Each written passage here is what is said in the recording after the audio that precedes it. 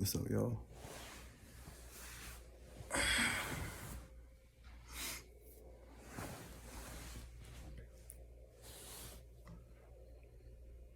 don't even know how to start this,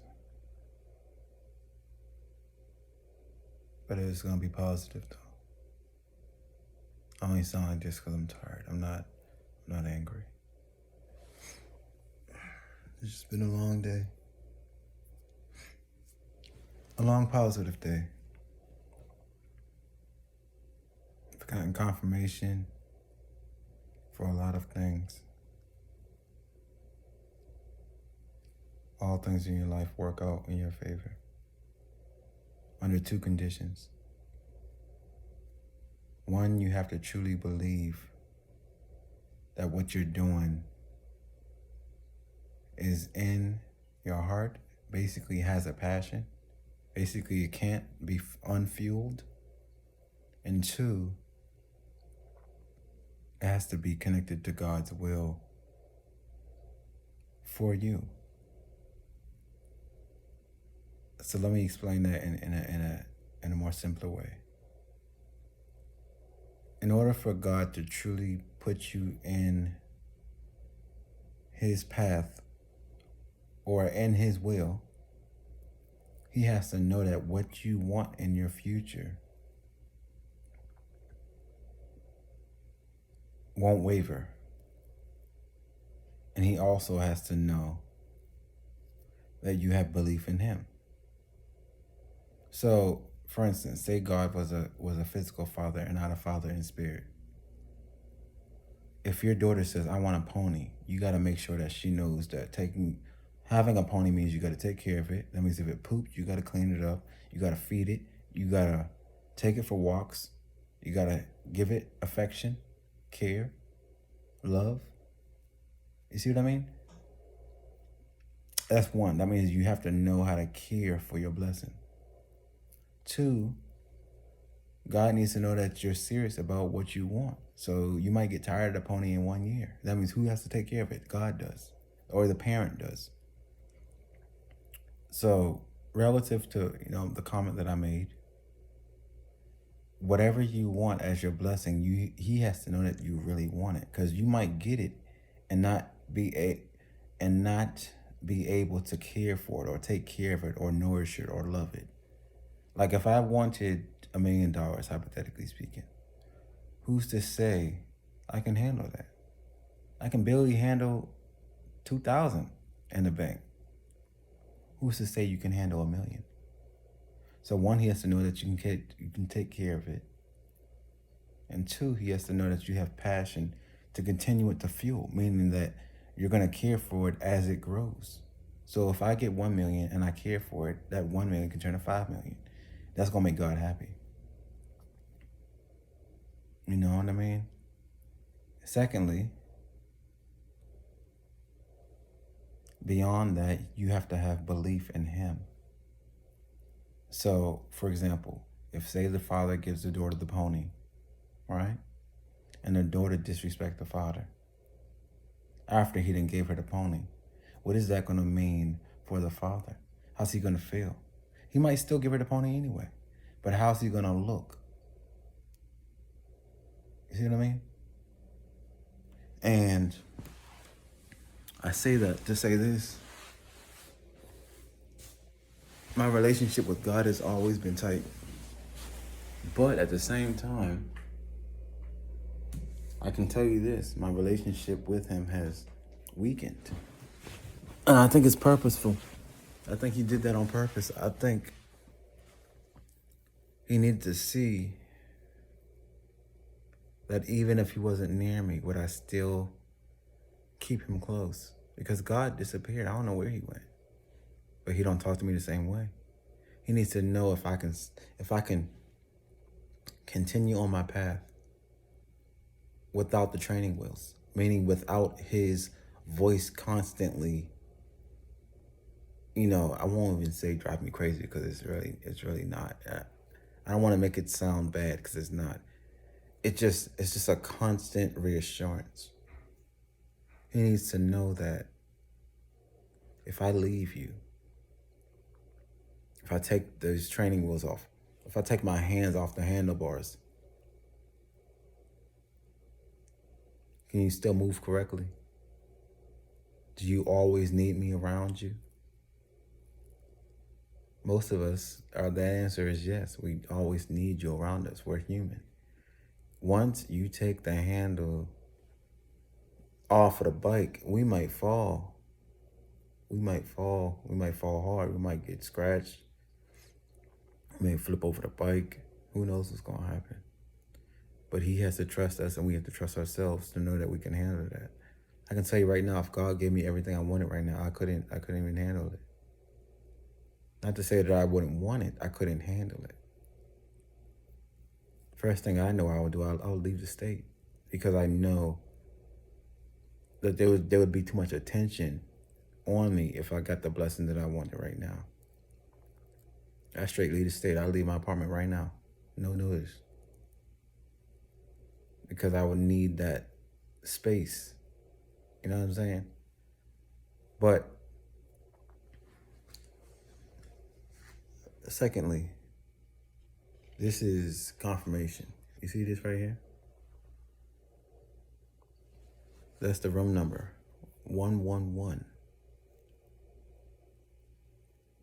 Now, if you know anything about New Age, spirituality, they talk about numbers all the time, even though numerology has been here for before we were even born. Numerology been here since the beginning. You know what I'm saying? These are signs. God's saying, I'm allowing you to pick your future with me. But you got to walk the walk. You got to talk the talk. Because he's not going to go and uplift anyone that is fake and phony, because it's going to disrespect and destroy his name. And I say that because I don't want to be the one of them ones. If he gives me anything, I want to speak his name correctly, and I want to act accordingly. Because I know, I can tell you right now, if this was last month, if this was 2 months ago, if you give me the blessing, give me that bag, I'm turning up. I'm being honest. Even though God knows I'm close to him, you give me that bag, I'm turning up. Now you give me the bag, I'm gonna act accordingly. I'm gonna move different. You know what I mean? Because I see the bigger purpose. I see the bigger plan. This world is destructive. The devil wants us to get the blessing from God just to turn up. He wants us to act a fool. Because the devil can only prolong God's gift to you. He can't stop it. He can prolong it. He can deter you. He can alter you. God just gonna pick a new one. If God chose you, he wants you to win. He wants you to win. But you gotta align your life with his. Not the other way around. If God chose you, he wants you to win. Just know that.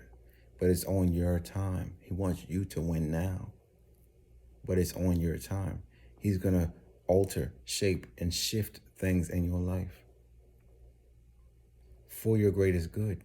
So if a relationship fall off, cool. If a job fall off, cool. If you lose your place, cool. If you leave the state, cool. You lose your car, cool. You got to understand, everything God is doing is morphing and altering your life for the new version of your life with his blessing. I'm right now in a hotel. I don't even know how that makes sense. This is how God's life works. He allows you to choose your own future when you walk correctly with him. We went to eat tonight, right? At my job. And I ordered the salmon. And I crushed it. I could have ordered, there was 3 options. I could have ordered the shrimp fajita, but I've already tasted the shrimp fajita. I could have ordered the shrimp, basically is the shrimp version of the salmon that I got. And something in me said, regardless of what the other two taste like, you want the best. You're going to turn up, get the most. Because low key, I wanted the fajitas. And God said, I'm taking you to higher heights. You better than the fajitas. Because basically, God was saying, you can get the fajitas on your own time. Get what you truly want. Because it's a delicacy. Succulent delicacy. He wanted to tell me, you're now seeing your own worth. But I can't choose it for you now. Once he throw the blessing at you, you got to walk the walk the way he knows you supposed to walk. For instance, if God give you the money to buy a pair of shoes and you buy some Reeboks, he going to look at you crazy. No offense to Reeboks, but he's saying, if I gave you the amount of money to buy some shoes and you chose Reeboks, that show me what time were you on. You done lived in the dump so long, you don't even know what provision look like. You don't even know what promise look like. You still in poverty. You're going to say, well, I like Reeboks. He's going to say, really? My child like Reeboks? You feel me? And it's okay.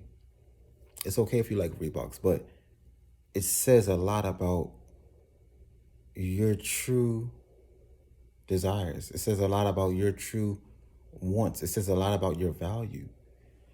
You've been living in the wilderness so long, you forgot you was royalty. You know what I'm saying? And that's okay. Because we all live our own life. We all live our own path. But God knows our true self. We might forget ourselves. That's the whole funny thing. We might have forgotten who we were, but he never forgot. So you over here buying Reeboks. He said, when I knew you, you was buying Air Jordans. But you forgot. Now you done bought them bummy ass Reeboks. You see what I'm saying? And no judgment. Really, no judgment. But I'm making a point so you can understand it in a human, like, you know what I'm saying? In a very, like, understandable level. I'm trying to break it down to a simplistic level in the 3D physical realm. I would use other examples, but I want you all to really get it. If God say, I'm about to give you a shopping spree, and instead of going to Neiman Marcus, instead of going to Nordstrom's, instead of going to Saks Fifth Ave, you go to the thrift store. Talking about, I'm trying to be frugal, but God just blessed you with the bag. You see what I'm saying? This is where we are. In this world right now, this is where we are. And I don't want to go astray anymore. That's the thing. Because I know, I have remembrance. I remember certain things about myself before I came to this timeline, this time around. I wasn't meant to be no brokey broke. I was meant to only be broke to learn the lessons, to guide others how to get out. I have to thrive the way he wants me to. For the image, not for stunting, for the image of him. You see what I'm saying? And I don't want to keep capping. You know what I'm saying? I'm not a bad person. And I'm an honest person. But I know with God, I could do better. And I'm not judging myself harshly because everything is in time. I'm still young. I'm still young and I'm still growing. But I know. So I can judge myself. I know how to do better. You know what I'm saying? Like I have my journals with me and my 2 biblical books. Not Bibles. I don't really read the Bible. But 2 biblical books that give you kind of like sermons to help you guide yourself. And I'm going to read those tonight before I go to sleep. I might write something down if I have the energy. I'm going to read some of that. And I'm going to do that daily, no matter how long it takes, just to show myself that I can commit to something that is above my own pay grade, to show that I'm committed above my own pay grade. Because once you can show that, you can't be stopped. Because you're now doing this not for God's will, not for the world, but for yourself. You want to be better, you know, and that's just where I'm at right now. I'm now seeing that things are working in my favor, bit by bit by bit, and it's all a walk to the end goal. No need to sprint nothing in life. Humans are stupid, but we're smart at the same time. No need to rush yourself to greatness. Because if you're great, you're always going to be great. It's just a matter of time before you see it the way he see it. You know. But I guess I'll end it here. I'm tired. But for some reason, I can't go to sleep. It's probably because it's a different environment and my body, it felt like jet lag, kind of. I feel like jet lag. But all in all, y'all have a safe night, sleep well, dream well, talk to God, really get close with him. You know what I'm saying? Because there are certain things that we all need to improve on. You know, me not doing drugs as much, me having the wrong woman around me for my own urges and not for God's will, because he wants better for us. So you can still have, the thing about God is that you can still have what you want. He's just gonna reform it, tweak it, and evolve it. You know what I'm saying? Instead of you being in high school, he's gonna take you to university. You know what I'm saying? Instead of you dealing with a hood rat, he gonna have you deal with a valley girl. You know, and I don't mean this in a bad way, so don't take offense. But you get what I mean. He's gonna evolve your standard for yourself because you might not know no better. You might be so stuck into the wilderness, you've forgotten. And you can't get out of it until you kill the urge. For instance, I was fasting. Like I said in the previous video, I had a few funds and I was gonna get some fruits and vegetables. And I ended up getting some nasty chicken and some hard French fries. That was on me. That was on me. Because he told me, he said, you're doing great. I didn't even feel hunger. I get straight to the place with the French fries. Someone said, just get some French fries. Pure nasty. Pure nasty. I had to put the hot sauce and the ketchup on it just to disguise that they was hard. Pure nasty. You know what I'm saying? But it's okay. Learning lesson. And I feel better because all things pass. Everything you do is just learning lessons. We're in school. It's not your fault if you're still a bit faulty when you're the only one teaching yourself how to get through this life game. You know what I'm saying? Some of us are first time with God in our family. Similar to first time going to university, first time graduating, first time getting a car, first time buying a house, first time getting married, first time having a child the right way. Some of us were first time with God. So don't be so harsh on yourself. Give yourself some grace. Be grateful. Be thankful. And understand that life is about the growth. Life is about the learning lesson. Life is about the teachings. Life is about the gospel. Life is about getting back with him. You see what I'm saying? And then hopefully you can have children and recreate a new generation. You can create a new generation with morals and ethics of him. You see what I'm saying? That's why I'm glad that I don't have children yet, because I'm still cleansing myself. I don't want to be dirty having a child that's dirty. I want to kill every ounce. My eye itching. I want to kill every ounce of sin inside of me so my children won't have to. So my unborn children won't have to go through this trauma.